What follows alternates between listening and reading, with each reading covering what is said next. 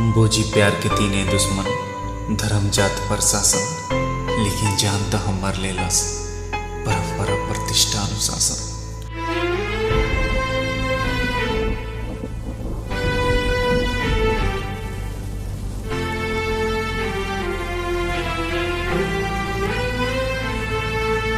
अखिया में त अक्सर दिलदार हो खेला, जे दिल तोड़े वही से कहे प्यार हो खेला।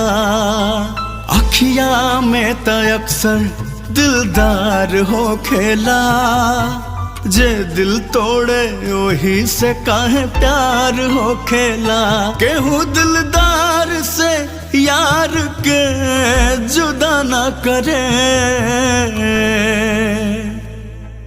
केहू रोवे याद कई के ऐसन खुदा ना करे।